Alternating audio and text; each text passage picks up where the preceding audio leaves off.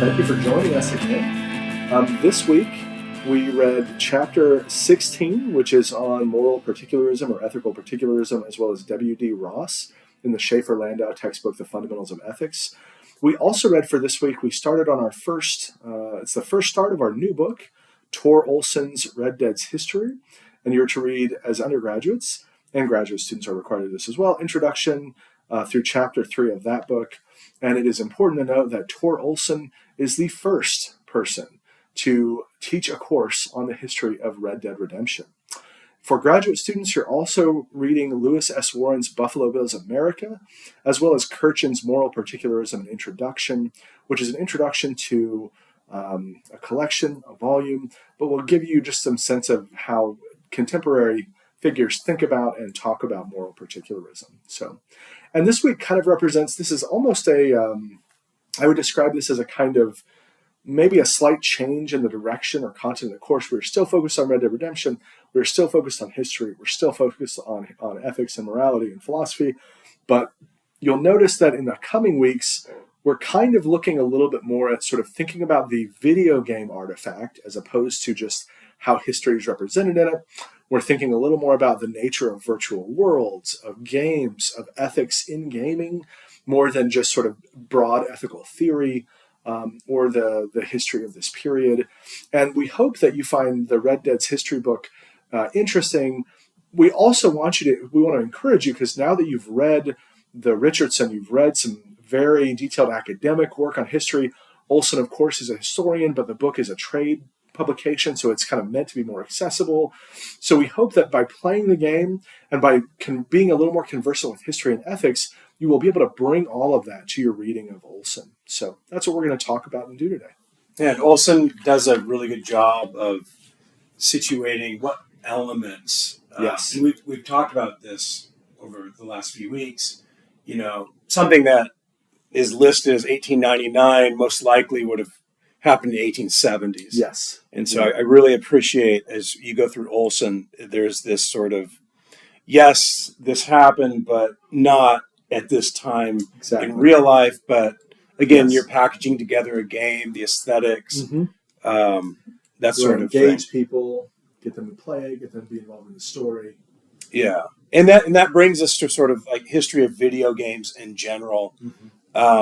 And we want to situate this. It's very much a part of the like post-war U.S., the rise of information technology, Cold War spending, those computers that would fit in an entire room. That's right. Yeah. If anyone's seen War Games from the early 80s, right? Video games in general are a part of the military-industrial complex. Yeah. Well, I was just reminded of. This wasn't. I wasn't thinking of War Games, but I was thinking of, Weird Science, where they tap into, I don't know, like NORAD or whatever, and it starts like these reels whirring on this huge wall bank of computers, and everyone's like, "Oh man, what's going on?" It's like that's what it would have, certainly taken to access some of this stuff, or how it would be represented, and so So one of the earliest games, and this is taken from John Will's Gamer Nation from 2019, and then we're also going to reference a book we assigned last summer, but we replaced it with Olson's book. But it's an edited collection just called Red Dead Redemption. Yeah, that we'll go through that. But Will's also helped to edit that book as well. But in his Gamer Nation, which is a really neat history of video games, he talks about the rise of one of the first games, which is called Computer Space. And then you had a game called Pong, right, in 1972. I remember by the end of the 70s, we had purchased Pong in our household, and it in no way did keep me inside in the way that, say, video games today might. Yes. So Pong was fine for a little bit, and then it's just Pong. That's right. But these were like the biggest selling games of the time. The other one, too, is Oregon Trail, which that's, I think, 1971. And Oregon Trail is fascinating because I want to say that if I remember correctly, it was created for education. And so it was, and this is the part that we kind of want to think about, is the idea of a simulation. Yes. Right. These are all just simulations, or if you hear people talking about video games, what they like is the immersion. I think Red Dead Redemption 2 especially, but the other ones as well, the idea that you're immersed in this world and, the sights and sounds and the animals, everything that's happening all at once. There's a reason people are still playing Red Dead and replaying it. Yeah. I don't know how many times I've either heard someone say in conversation or read on like an online forum, someone say something like Red Dead Redemption 2 ruined other games for me because it is so good. Yeah. Where you play it and then you play something else and you're just like, wow, this is really shallow in terms of the treatment that Red Dead gives to so many things. So, yeah. It definitely. It's like watching The Wire or The Sopranos and then watching other TV. It's like, ooh. Yeah. What used to be acceptable isn't, because now I realize the bar can be higher. Right? Yeah, it did that with the Borderlands, right? The Borderlands. I mean, especially Borderlands 2. Yeah. I'd go back and play that if I had time. Yeah. But I would probably go and play Fallout 4 or even Red Dead again because there's no way to play it the same way. Yeah. There's a richness to the world too. Yeah, and this is really interesting in the sense that. This is a moment in time when U.S. culture, there's the power of simulation, but there's also the power for fakery, right? Yeah. And there's a famous book, Marshall McLuhan's Medium is the Message, or they actually misspelled it, but he told them to keep it, and it was spelled massage. So the medium is the massage. Really? It was supposed to be medium is the message, but he's just like, no, leave it. That's perfect. But there's this idea that people welcome the simulated hyper-real nature of video games for the same reason that they turn to these dime novels in the 1870s. So if Marshall McLuhan's talking about the late 60s, and it's really... a lot of it is about advertising and television and film and sort of this rising hyper-real. John Wills talks about, the dime novels of the 1870s or the cinema during the Great Depression. These were these other simulations that sort of brought people into these worlds. A famous sort of evolution after Pong, though, is the Atari 2600 from 1977. By 1982, it had over 300 official titles. But here's the interesting thing. The video game bubble collapses in 1983 due to consumer interest, right? And this is video games in the mall. I see. Right, so you're playing arcade games also. Okay. The Atari 2600 arrives in the late 70s. That's I've seen somewhere that the arcade, right, it's depicted in 80s films. The arcade the height is somewhere between 77 and 82. Okay. Atari comes, but all these other consoles begin to arrive, and suddenly no one's paying money for arcades. And so that collapses. Okay. And then you also have the simultaneous rise of home computers. Right. So the Commodore 64, the Apple II, right? And so this changes the game.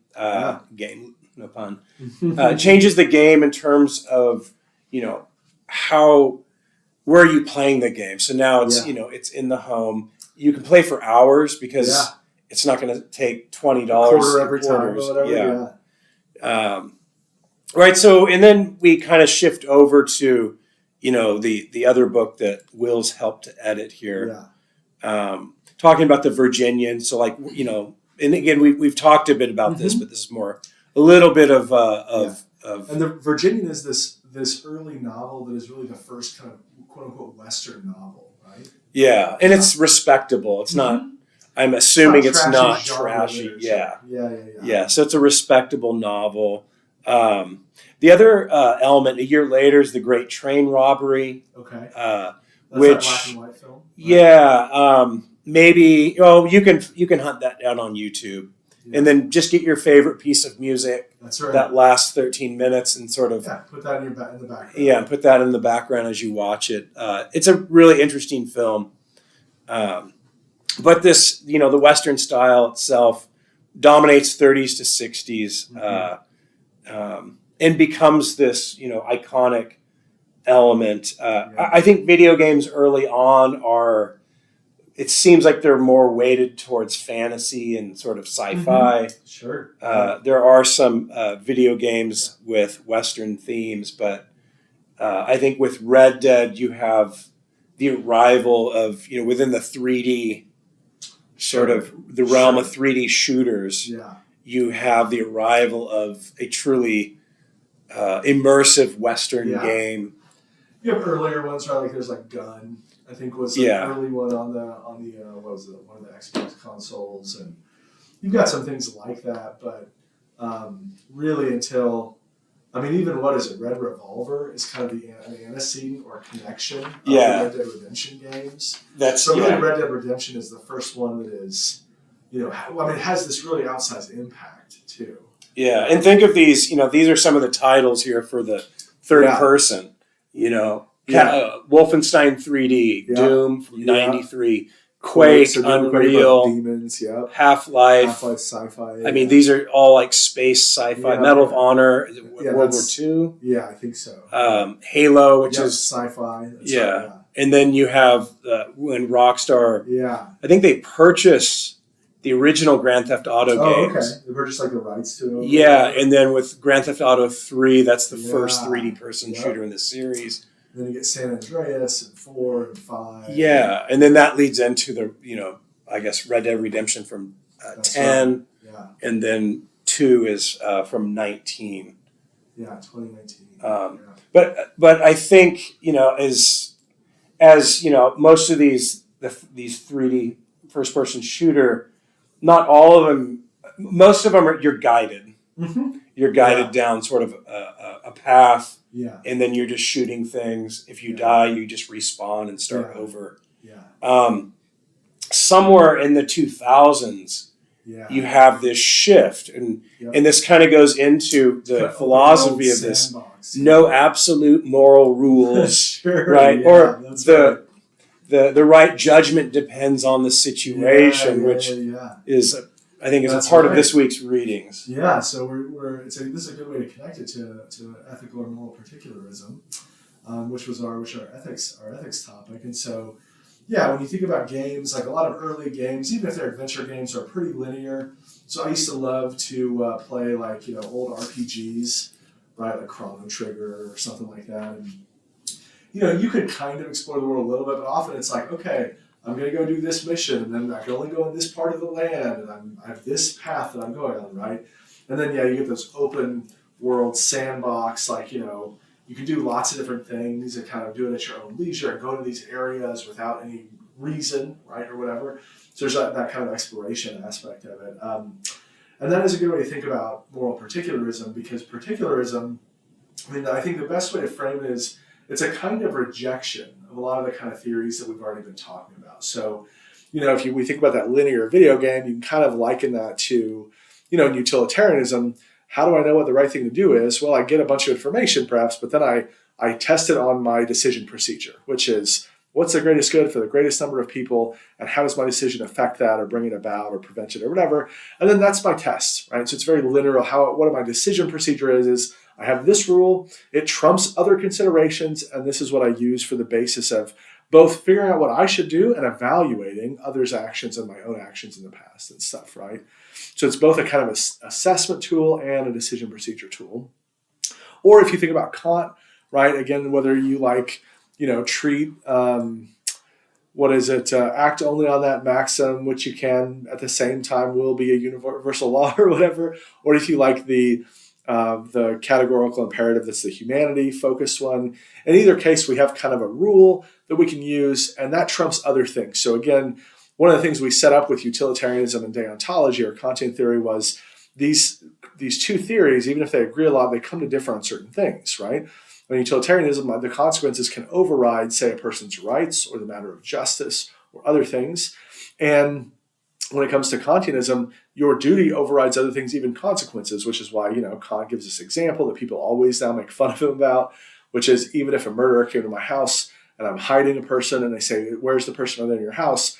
Kant's like, you can't lie, regardless of the consequences, right? Because you've broken a kind of moral duty or something. And so both of those have this view that there's this sort of absolute and fundamental single rule. How it's specified is different, but there's like a thing that we test this against. And even contractarianism does this to some extent, though it's not usually a single rule. It's like, what procedure? Well, the procedure is what did all of our ideal contractors come together and figure out? And that's the thing that binds all of us. So how do I know what to do? Well, I look at what would be rational to agree to in that situation or something like that, right?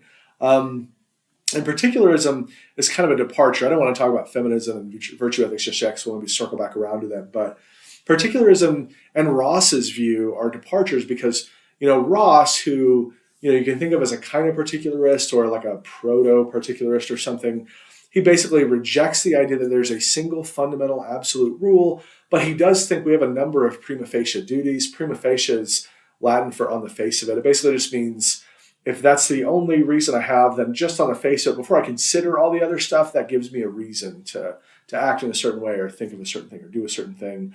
And then I come to my all things considered judgment later when I factor everything in, right? So the prima facie duties, I'm not going to list all of them. This was in our text. There's loyalty and there's beneficence and non-maleficence. There's a number of things there. But his real break from these earlier traditions is to say, and this is, 1930s, something like that, right? In the late 19th century, early 20th century. What he's really trying to get at is we might think that there's lots of fundamental moral matters. And if we think there's more than one, well, then any of the ethical theories we've talked about are wrong about that or something, right? Insofar as they break morality down to here's the one absolute thing that has primacy, right?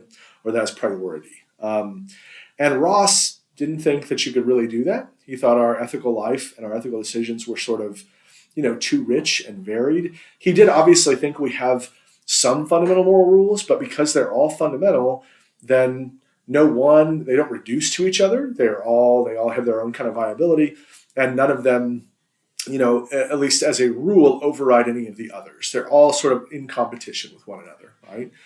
And he thought that really matches better our experience of morality. Our experience of morality is often that morality is a kind of maze, that there's a lot that goes into it. There's different competing considerations, which is part of why we've noticed there have been problems with any of our ethical theories, because they don't quite get the right answer we want to some of them, to these things, right? And particularism really, in a certain way, you can think of it as going even farther than Ross, because notice that Ross did still think we have some fundamental duties, or, as Schaefer-Lehmann notes, it's probably easier to talk about as not duties, but like reasons for action, things that should motivate you morally. But he still thinks there are some fundamental ones. There's not just one single one, and it's not absolute, right? So there are lots of them, 7 in particular, but they're competing, right? And particularists just go even farther, basically, and say, we don't think there are any fundamental moral rules that, without more detail, give us reason to act in certain ways. So the idea behind particularism is that every kind of moral judgment I have to make or moral decision that I'm faced with, I cannot, without looking at the specific context and particulars of the situation, make an informed, reliable judgment. So any rule, even if it's pretty general, like do the greatest good for the greatest number of people, or act only, act so that you treat human beings always as ends in themselves and never as a mere means to an end or something. All of those, even though those rules are general and they can apply to a lot of particular cases, particularists think that's not really how moral judgment works best. Moral judgment works best when it takes into account all of the sort of complexities of our situations. And that means, like, when I need to know, like, what should I do in a given situation, it's not going to be enough to go to a rule. It's not going to be enough to have an easy answer of what I should prioritize in the situation. The answer for a particularist is kind of the devil's in the details. I got to look at the specific situation and figure out what are the things there, and then how should I interpret it, or what should I do, or whatever, right? So a thing to note about this that I think is important is, sometimes people hear the phrase like situational ethics or something like that, and they sometimes take that to mean, well, then there aren't any moral rules. And what they take that to mean too is, so there's no sort of reason to think some situation is has this morally relevant feature versus another, or, if it's all situational, then there's like no objective morality or something. And that doesn't have to be the case. It could if you're a particularist, but it doesn't have to be. If I think all of the relevant specifics of a situation, then a lot of them have to do with, I don't know, a person. Again, the example I always think about is like a person who maybe has to steal some food for their family. Well, at a very general level, that's an act of stealing and theft. So if you had a general rule against that, you might be opposed to it. But if I think they're stealing the food, what they're stealing is food, now that's an object, it's a little more specific. What they're stealing is food to save their family, right? Maybe they have an infant that they need some kind of formula or something for. They have a young child, they need some, whatever it is, right? So then your family's survival depends on it. Maybe it matters who you steal from. Maybe if it's like the guy running the fruit stand on the corner, it would be devastating to him. If it's for a big corporation, it might not be devastating, right? So all of those specifics matter, but you might still think that doesn't mean that, I don't know, if I have as much money as I will ever need and I just decide I want to walk in and steal a luxury item, well, those situations are very different. And it might be the case that it's not just anything goes. Maybe any person in relevantly similar circumstances should not do those kind of things. Or maybe any person in the relevantly similar circumstances regarding like taking food to keep their family alive, maybe it's morally permissible for them too, right? And so I think that the key here is thinking about particularism says, look, morality is pretty complicated. We can't have easy, simple moral rules. We have to really dig into the specifics of the situation.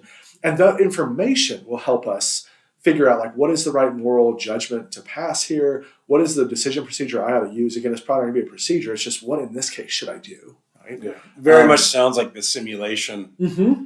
Yeah. But then the other part is a sandbox. All the context matters and the particulars matter. And it seems like with Ross writing in the early 30s, post World War II, mm-hmm. The rise of fascism. Yeah. Or post World War One. Yeah. Sort of that the catastrophe of World War One. Yeah. The rise of fascism. Yeah. And the rumblings in colonies, mm-hmm. right before it hits into this post World War II decolonization movement. That's right. Yeah. The idea of absolutes mm-hmm. are crumbling, and sort of at the same time the respect for like complexities, mm-hmm. But when complexities are in play. I keep thinking to World War II with the artillery, mm-hmm. The complexities built into trying to get a human to work with a machine to shoot down a very fast-moving plane, and the complexities in the math. That leads to information theory. Yeah, like the code-breaking projects and stuff, like the ciphers that are trying to. But all that stuff leads into. Mm-hmm. Basically, the rise of information technology, which then becomes this world of video games, but then it comes full circle into, these philosophies are completely situational. Sure. Yeah. And within the game, you're able to select, that, I'm going to play in, positive honor or negative. Low honor game. Yeah. Well, and you can even think about this from the point of view of like Arthur, right? I mean, as you go through, like think about the things you do for Strauss, right? Things you do for Strauss, the Herr Strauss, right? You go and get money for the people. That's right, Strauss is the name of that guy, right? For some reason. Yeah, it's Strauss. So some of those people that you collect money from, you probably think like they, maybe they don't deserve to get beat up or whatever, but like they took an agreement knowing full well and they couldn't pay it, and that's kind of their fault. And other people you probably have some more sympathy for, right? And so if that's the case, then that part of what that means is you're being sensitive to the specifics of the situation. Instead of just thinking, I'm getting a debt that needs to be repaid and that is owed, you might be a little more granular than that, right? And that granularity might inform your ethical decision making. And so the reason I wanted to leave, feminist ethics and virtue ethics is a lot of people interpret, and of course, there's different strands of virtue ethics. We looked right in class, we read the thing on Confucian virtue ethics. You have classical Greek virtue ethics, which a lot of people, do. But then there's also like this medieval Christian strand of virtue ethics. So it could be different competing traditions. But and the same thing is true of feminist ethics, right? There's lots of things in feminist ethics. There's not really a single theory. It's like lots of different theories united by some stuff.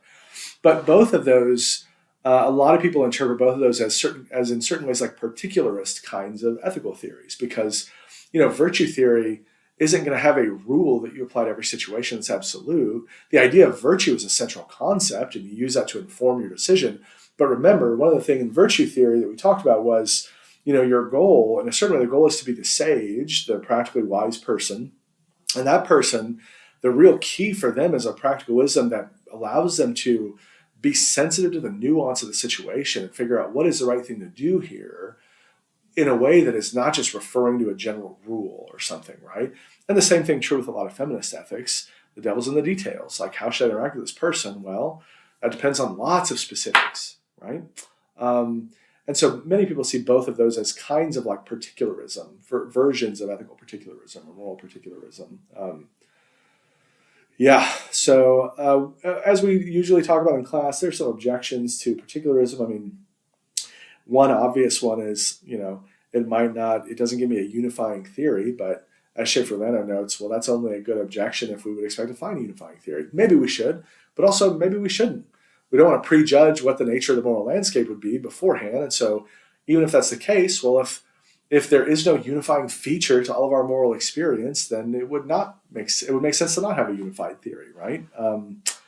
A difficulty that I think is just bigger is, both for Ross and sort of for other particularists, I mean, part of the point of thinking carefully about ethics and theorizing is to help you understand what you ought to do. And particularism doesn't really help you do that in a certain way, right? It doesn't really offer you any concrete guidance. It just says, I don't know, take into account the specifics. Okay, great, but that's the thing I need help with, is taking into account these specifics, right? And so you might object to it in that way. That's a more practical or even quasi-theoretical objection than any objection to the substance of it or anything. So, so it's a good ethical theory to be thinking about in conjunction with sort of the history of the development of video games and this kind of new part of the course we're going into. Because, a thing that you might want to think about is, just like Arthur realizes pretty quickly, and you realize in the game as you're sort of playing Arthur, Dutch has an idea, and you all have a plan, and you all think things are going a certain way. But it turns out when you get to the specifics, it turns out to be a lot more complicated than that, a lot more difficult, a lot more nuanced. You go into Rhodes thinking, oh, we're going to take advantage of these backwoods hillbillies and hicks and stuff. Things get a lot more complicated than that, right? And so just in the same way, the moral maze that we inhabit is also a lot more complicated, perhaps, than some of our theories suggest. And of course, as with all of this in philosophy, it's not like Kantians and utilitarians have waved the flag. They've said, no, we can deal with complexity, we can deal with nuance, and here's how we would do it. And so, we're just we're kind of dipping our toe in. We're getting you introduced to all of these things. And then if you're really interested in any of them, you can always email us or communicate with us or on your own, right? Look up and read more deeply into any of these things. So is there anything you think that we miss? Is there any last thoughts that you have? Yeah, I guess we could plug that this theory into chapter 3. Oh yeah, absolutely. From the Red Dead book. Yes. Where he talks about Leviticus Cornwall. Yeah.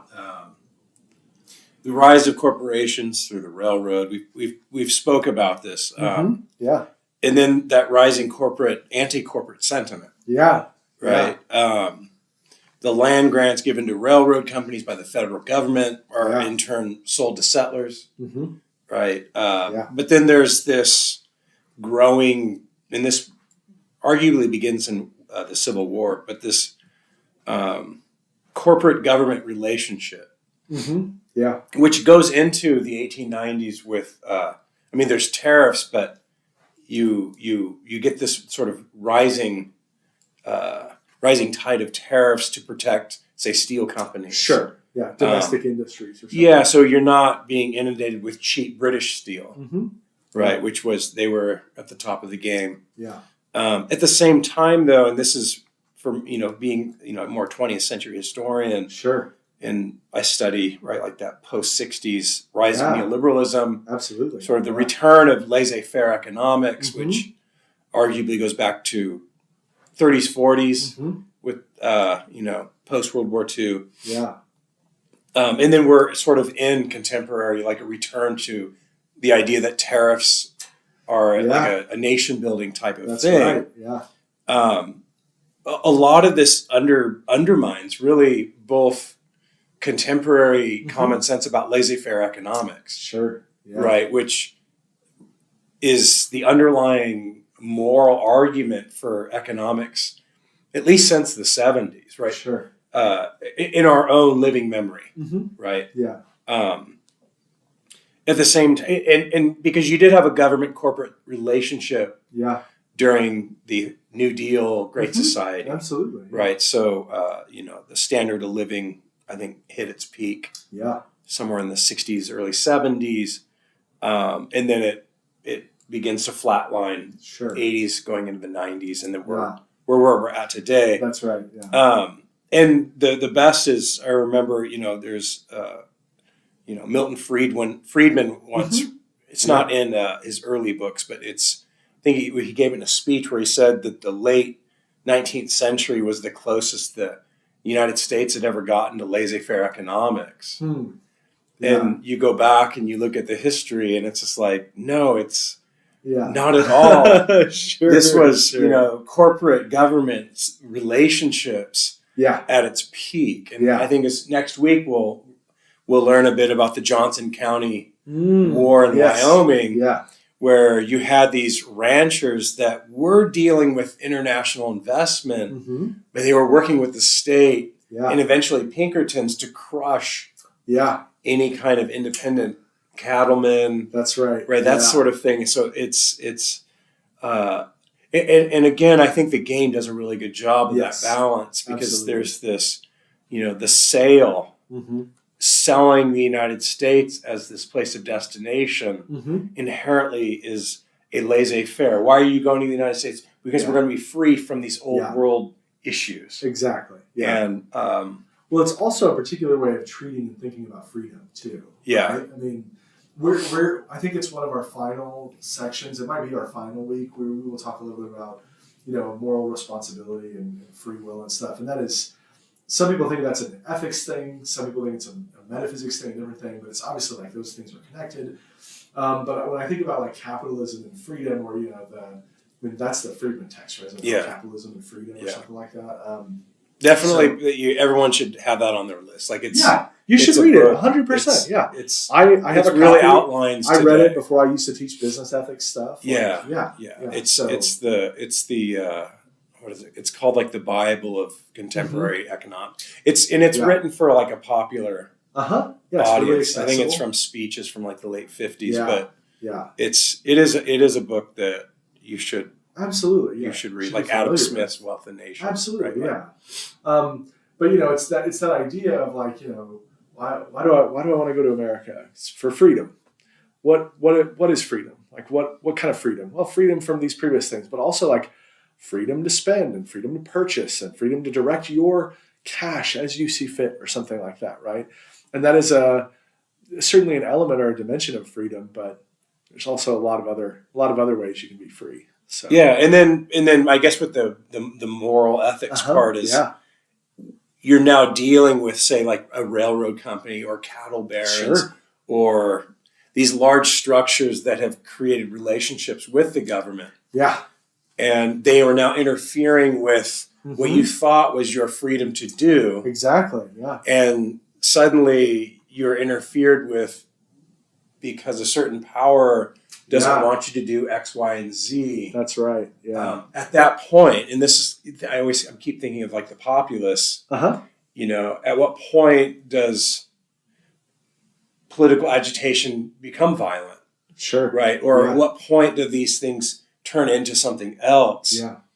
In the case of the Johnson County War, there are people shooting and there's assassinations and that sort of thing, and or the history of like organized labor and focus on organized labor freedoms and stuff, and a lot of that was incredibly violent. Yeah, and then of course underneath this whole thing is land appropriation from Native Americans. Absolutely. So it's like you can't have laissez-faire, let alone land to do your freedom sure. without appropriation of land of and displacement of indigenous tribes across the North America. So it's like I think I as we've been going through, and I'm sort of the student of philosophy of this because this is just new to me. This version of ethical theory seems appropriately ambiguous because of the different simulations you can put into its sort of math to do the math problem of, well, is this okay if these are the contexts, this is the situation, because it changes. One situation might have this outcome, but this other situation is based off ethnic cleansing, right? So does your expanse into territory demand ethnic cleansing to become real? Sure. You're now in this territory post ethnic cleansing, but now there's a corporation coming in to get you. Do they have the right because you appropriated you were land there first, but you weren't really there first? Yeah. So there's it's I definitely like this sort of the complexity. The nature. Exactly. You're trapped inside an ever non-ending web. And you're so just part of what I think that would mean is that I think that so part of what that means is like just when we're thinking about ethics, we just want to think about it really carefully, right? Because it is a pretty complicated matter. There's really easy stuff, right? Like maybe there's really easy stuff like don't recreationally torture children, right? Or don't just kill people for no reason or something. And we can all agree on that. And just about any theory will have the resources to say why that's bad or why you shouldn't do it or whatever. But so many of our interactions in ethics are not those life or death situations. They are much more small, incremental, social, day-to-day things, right?